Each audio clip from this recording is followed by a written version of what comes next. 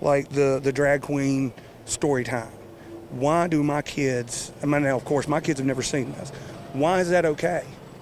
That's showing kids that this is the way things should be, when it really should not. While stirring up hate towards drag queens and the LGBTQ community, Republicans are busy trying to take away your Social Security and make your children go hungry. The transgender stuff on our children, the surgeries, you're a cis male now and I'm a cis woman, and we have to accept that label or we're, what's the phobia word? Transphobic or whatever, and they turn it into this hate thing. While y'all are being groomed to be angry at the word cisgender, the Republican Party has deemed it a priority to ban free school meals for low-income children. Yes, I can understand kids going hungry, but is that really the problem of the school district? Is that the problem of the state of North Dakota?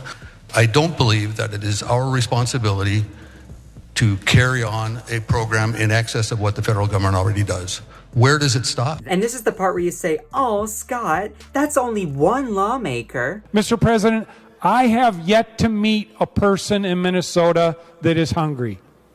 Yet today. I have yet to meet a person in Minnesota that says they don't have access to enough food to eat. Now, I should say that hunger is a relative term, Mr. President. You know?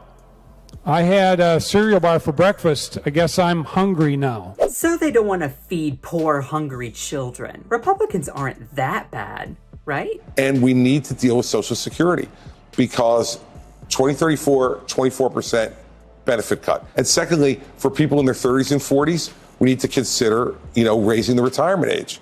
They'll have plenty of time to plan for that. Not for guys like me who are 60.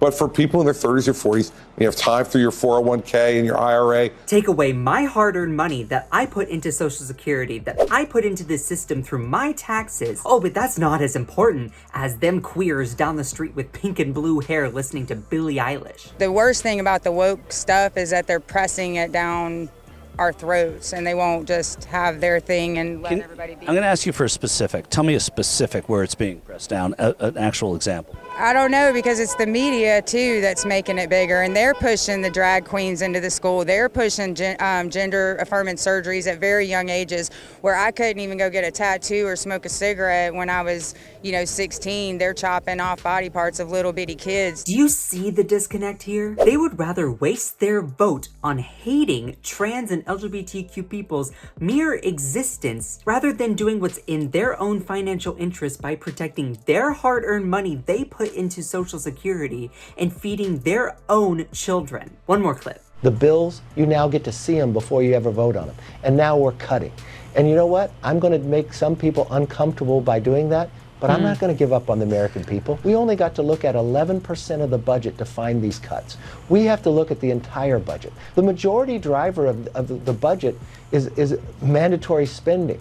It's Medicare, Social Security, interest on the debt. So you only have 11% to look at this budget. The woke culture war fear-mongering is all a distraction. It's smoke and mirrors to distract you from them robbing you blind and making your children starve. 560. That's how many bills Republicans have proposed targeting my community, the trans community, the LGBTQ community. When will your own financial interest be stronger than your hate towards my community? Also, hate is not a good example for your kids, Brenda. And furthermore, you need 3 things in order to get gender-affirming healthcare: mental health screening, a doctor's guidance, and parental consent. And nobody is chopping off kids' body parts, especially since you cannot get gender-affirming surgery until you are 18 unless you have extenuating circumstances. But again, this culture war nonsense manufactured outrage hysteria is all smoke and mirrors,